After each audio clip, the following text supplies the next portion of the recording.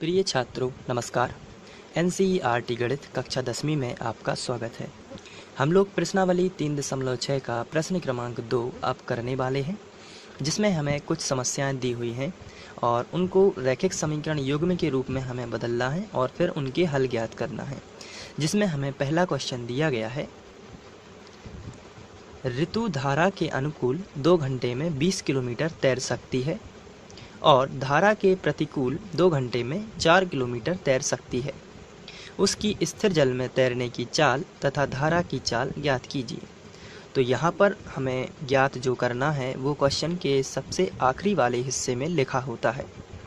यहाँ पर लिखा है उसकी स्थिर जल में तैरने की चाल तथा धारा की चाल ज्ञात करना है, यानी ऋतु की चाल और धारा की चाल ज्ञात करनी है। तो आइए सबसे पहले हम वही लिख लेते हैं। माना ऋतु की चाल x किलोमीटर प्रति घंटा और धारा की चाल y किलोमीटर प्रति घंटा है। क्योंकि हमें पता नहीं है इसलिए हम x व y मान सकते हैं। तो यहाँ पर स्थिर जल में ऋतु की चाल मान लेते हैं x किलोमीटर प्रति घंटा और धारा की चाल y किलोमीटर प्रति घंटा। तो सबसे पहले हम चाल के बारे में समझ लेते हैं। तो चाल आखिर होती क्या है, तो इसके लिए हम रफ का इस्तेमाल करते हैं। चाल जो होती है इसका फॉर्मूला होता है दूरी बटे समय।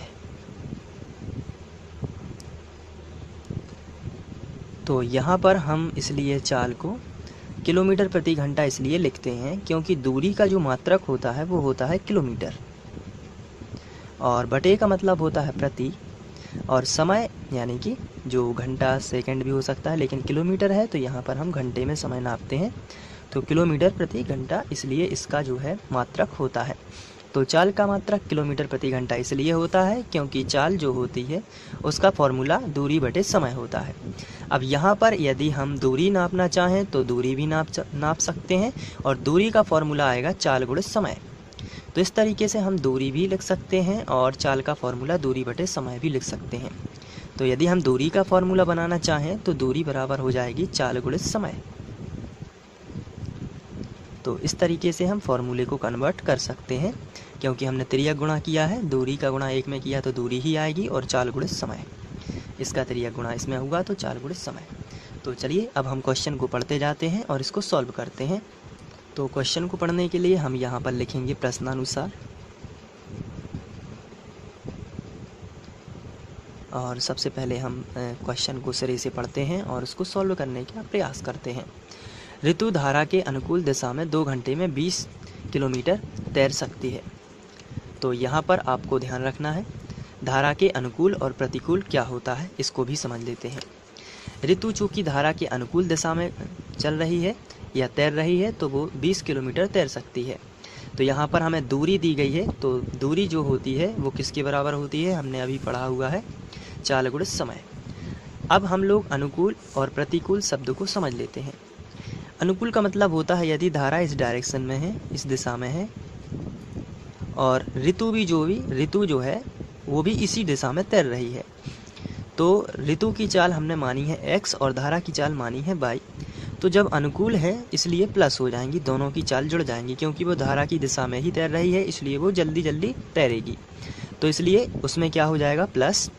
लेकिन यदि धारा इस दिशा में है और ऋतु इस दिशा में तैर रही हो तो उसमें चाल उसकी घट जाएगी, इसलिए x माइनस क्या हो जाएगी y। ये जो होती है ये होता है अनुकूल के लिए क्योंकि अनुकूल का मतलब उसी दिशा में, और प्रतिकूल जो होता है उसके विपरीत दिशा में। तो ये जो है x माइनस y ये प्रतिकूल के लिए है। अब यहाँ पर आपको ध्यान देना है ऋतु धारा के अनुकूल 2 घंटे में 20 किलोमीटर तैर सकती है। तो धारा के अनुकूल तो चाल कितनी हो जाएगी धारा के अनुकूल x प्लस वाई। तो दूरी कितनी है 20, चाल कितनी है x प्लस वाई और समय कितना है 2 घंटे यानी कि 2। तो यहाँ पर हमें एक नया समीकरण मिल रहा है। दूरी जो है वो ऋतु 20 किलोमीटर तय कर लेती है। चाल कितनी होनी चाहिए, धारा के अनुकूल लिखा है इसलिए चाल x प्लस वाई होनी चाहिए और समय कितना है 2। तो यदि दूरी 20 किलोमीटर है, चाल अनुकूल है इसलिए अनुकूल से आपको याद रखना है कि x प्लस वाई होगी और समय कितना दिया गया है 2 घंटे, यानी कि समय हम केवल 2 यहाँ पर लिखेंगे। तो हमें एक नया समीकरण मिलेगा 20 बराबर, यहाँ 2 को हम आगे लिख देते हैं ताकि गुणा हो सके और x प्लस वाई जो ब्रैकेट में है उसको हम यहाँ पर लिखेंगे। तो यहाँ से हम एक नया समीकरण लिख सकते हैं। तो चलिए हम यहाँ पर लिखेंगे प्रश्नानुसार 20 बराबर, फर्स्ट शर्त जो है उसको हम यहाँ पर लिख लेते हैं। फर्स्ट शर्त से जो दूरी है, चली गई दूरी, वो है 20 बराबर, जो कि धारा के अनुकूल दिशा में 2 घंटे है, इसलिए 2 पहले लिखेंगे और x प्लस बाई, क्योंकि अनुकूल है। आप चाहें तो पहले लिख सकते हैं धारा के अनुकूल में x प्लस बाई और धारा के प्रतिकूल x माइनस बाई। तो यहाँ पर प्रश्नानुसार फर्स्ट शर्त से आप ऐसा भी कर सकते हैं। इसके बाद हम जो है 20 को ज्यों का त्यों लिखेंगे और 2 का गुणा x में करेंगे तो आएगा 2x, प्लस 2 का गुणा y में करेंगे तो आएगा 2y। अब यहाँ पर आप देख रहे हैं 2 यहाँ पर है, 2 यहाँ पर है और 2 का भाग 20 में चला जाता है, तो पूरे समीकरण में हम 2 से डिवाइड कर देते हैं या 2 से भाग दे देते हैं। तो हम यहाँ पर लिखेंगे पूरे समीकरण में 2 से भाग करने पर, तो जब हम पूरे समीकरण में 2 से भाग करेंगे तो यहाँ पर 10 आ जाएगा, सभी के आधे कर देना है आपको। तो यहाँ पर आएगा 10 बराबर, यहाँ पर आएगा x प्लस बाई, या फिर हम इसको ऐसा भी लिख सकते हैं x प्लस बाई बराबर 10, और इसको हम समीकरण 1 बना देते हैं। इसके बाद हम लोग आप दूसरी शर्त पढ़ेंगे और उसको समीकरण 2 बनाएंगे। तो चलिए दूसरी शर्त भी पढ़ लेते हैं। तो यहाँ पर हम दूसरी शर्त पढ़ेंगे। यहाँ पर लिखा गया है और धारा के प्रतिकूल यानी कि x माइनस बाई 2 घंटे में केवल 4 किलोमीटर तैर सकती है। तो यहाँ पर हमने चाल का हमें फॉर्मूला मालूम है, चाल बराबर होता है दूरी बटे समय। तो यहाँ पर हम दूरी का सूत्र निकाल सकते हैं, इसके बटे में 1 करके दूरी का गुणा 1 में करेंगे तो दूरी ही आएगी, और यहाँ पर चाल का गुणा समय में करेंगे तो आएगा चाल गुणित समय। तो यहाँ पर हमें दूरी कितनी दी गई है आप बता सकते हैं, 4 किलोमीटर। तो हम दूरी के नीचे चाल लिखेंगे, चाल चूँकि प्रतिकूल है और प्रतिकूल का मतलब मैं आपको बता चुका हूँ x माइनस बाई होता है। तो यहाँ पर आप x माइनस बाई लिखेंगे और समय जो है वो कितना है, 2 घंटा ही है, तो यहाँ पर आप 2 लिखेंगे। इसको और संशोधित करेंगे तो 4 बराबर हमें मिलेगा 2, आगे लिख देता हूँ और x माइनस बाई यहाँ पर लिख देते हैं। अब इसका गुणा भी करेंगे हम तो भी हमें मिल जाएगा। तो सेकंड शर्त से हमें एक इक्वेशन मिल जाती है। तो चलिए हम इसको लिख लेते हैं सेकंड शर्त में। तो हम यहाँ से लिखेंगे सेकंड शर्त से, और सेकंड शर्त में जो आया है हम उसको लिख लेंगे, जो कि है 4 बराबर 2x माइनस बाई। यहाँ पर लिखेंगे 4 बराबर 2x माइनस बाई। अब यहाँ पर हम गुणा कर देंगे, तो 4 बराबर 2 का गुणा x में होगा तो आएगा 2x, माइनस 2 का गुणा y में होगा तो आएगा 2y। अब आप यहाँ पे, यहाँ भी 2 है और यहाँ भी 2 है और यहाँ 4 का भाग 2 का भाग 4 में चला जाएगा, तो यहाँ पर आएगा 2 दूनी 4, यहाँ पर x, यहाँ पर माइनस और y। आप लिख सकते हो पूरे समीकरण में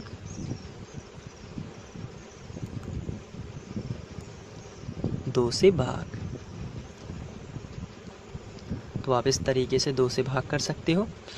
अब या करके आप इसको इस तरीके से भी लिख सकते हो x माइनस बाई बराबर 2। इसे हम समीकरण 2 बना देंगे। अब हम समीकरण 1 व 2 से विलोपन विधि से सॉल्व करेंगे। तो हम यहाँ पर लिखेंगे समीकरण 1 व 2 से, तो चलिए समीकरण 1 लिख लेते हैं और उसके बाद समीकरण 2 लिख लेते हैं। तो समीकरण 1 है x प्लस बाई बराबर 10, और समीकरण 2 सामने लिखा है x माइनस बाई बराबर 2। तो ये समीकरण 1 है और ये समीकरण 2 है। अब आप यहाँ पर देख पा रहे हैं, यदि हम समीकरणों को जोड़ देते हैं तो बाई और बाई कैंसिल हो रहा है, क्योंकि यहाँ पर बाई के गुणांक समान हैं और असमान चिन्हों में हम जोड़ते हैं। बाई के गुणांक यहाँ पर भी 1 है और यहाँ पर भी 1 है, तो बाई का गुणांक तो समान है, लेकिन यहाँ पर चिन्ह कैसे है, असमान है, तो असमान चिन्हों में हम जोड़ते हैं। तो हम यहाँ पर लिखेंगे जोड़ने पर, और यहाँ पर हम प्लस कर देते हैं। चलिए जोड़ देते हैं, तो जोड़ेंगे, यहाँ पर एक लाइन खींच देते हैं सबसे पहले और जोड़ देते हैं।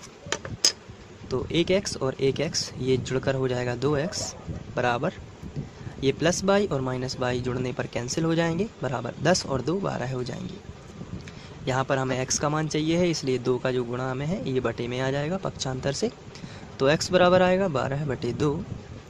अब 2 की दुनिया पढ़ देते हैं तो 2 6 बार जाएगी, तो x का मान आएगा 6।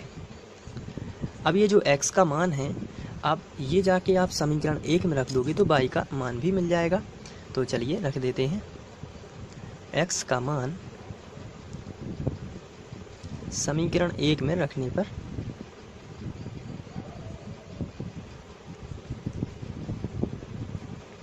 तो चलिए समीकरण 1 में रख देते हैं। समीकरण 1 आपके सामने है, x + y = 10।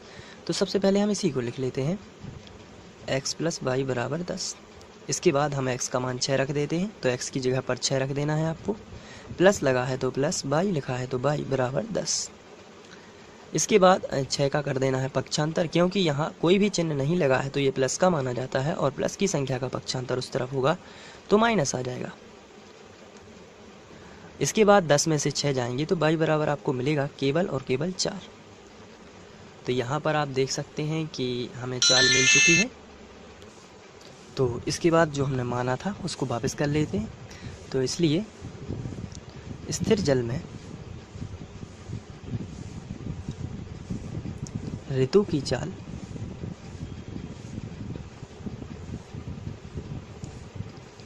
हमने x मानी हुई थी, x किलोमीटर प्रति घंटा। तो ऋतु की चाल जो आई है उसको हम यहाँ पर लिख देते हैं। जो x का मान आया है वो आया है 6, तो हम यहाँ पर ऋतु की चाल लिख सकते हैं 6 किलोमीटर प्रति घंटा।